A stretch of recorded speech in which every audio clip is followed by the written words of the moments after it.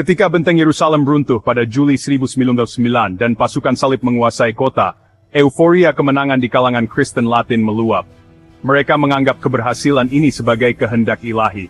Ratusan prajurit mencium tanah kota suci, sementara sebagian lain masih sibuk menjarah dan menghabisi sisa-sisa penduduk Muslim dan Yahudi.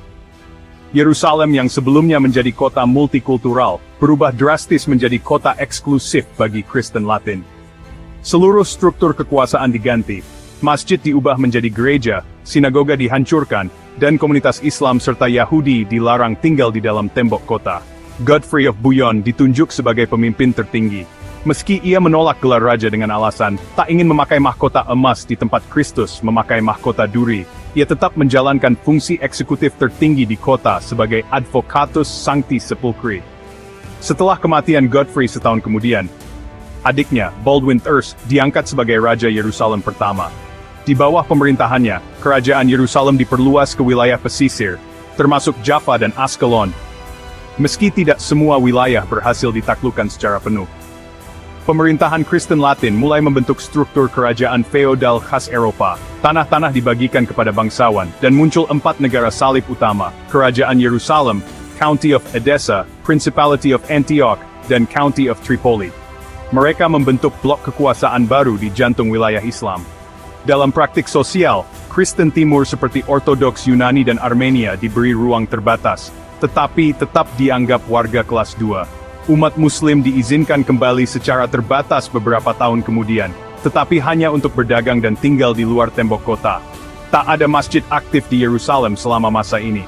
Tempat-tempat suci Islam seperti Masjid Al-Aqsa dijadikan markas militer Ksatria Templar.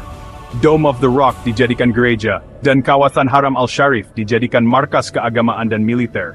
Kehadiran Islam dihapus secara simbolik dari jantung kota suci.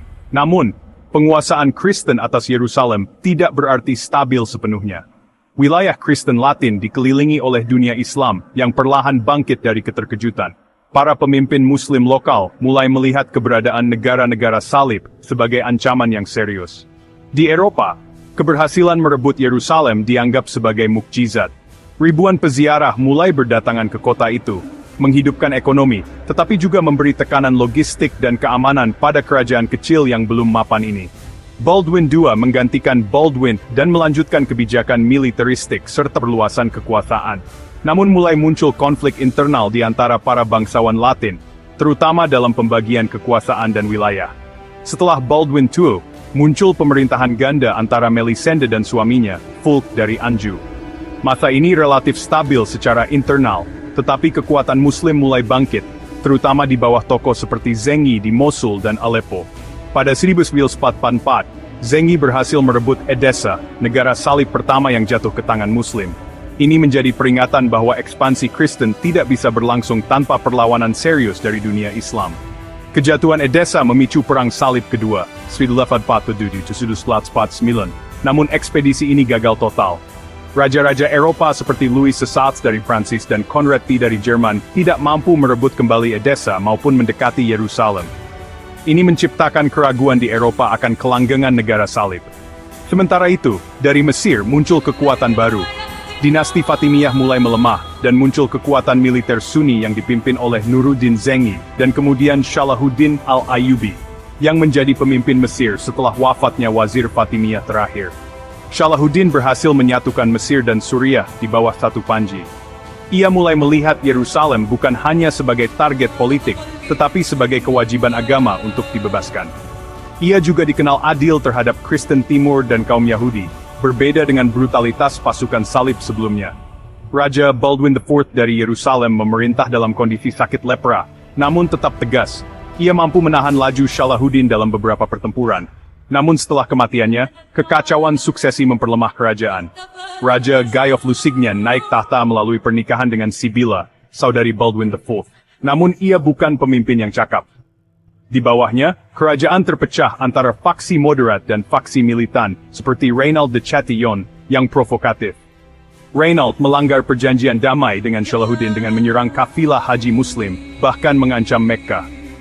Ini memberi alasan kuat bagi Salahuddin untuk mengerahkan kekuatan besar dalam skala jihad. Tahun 1987 menjadi titik balik. Dalam pertempuran Hittin, pasukan Salahuddin berhasil menghancurkan hampir seluruh kekuatan militer Kristen Latin. Guy ditawan, Reynald dibunuh sendiri oleh Salahuddin karena pengkhianatannya. Setelah kemenangan di Hittin, pasukan Islam bergerak ke arah Yerusalem. Kota itu dikepung, namun tidak langsung diserbu. Salahuddin memberi kesempatan penduduk menyerah secara damai. Negosiasi terjadi antara Balian of Ibelin dan pihak Islam. Akhirnya, Yerusalem menyerah pada 2 Oktober 1987. Tidak ada pembantaian, Muslim diizinkan kembali ke kota, Kristen diizinkan pergi dengan aman setelah membayar tebusan. Beberapa bahkan dibebaskan tanpa tebusan oleh kemurahan hati Salahuddin. Pasca pembebasan, masjid-masjid dikembalikan fungsinya. Masjid Al-Aqsa dibersihkan dari simbol Kristen. Komunitas Yahudi juga diizinkan kembali untuk pertama kalinya setelah 88 tahun pengasingan.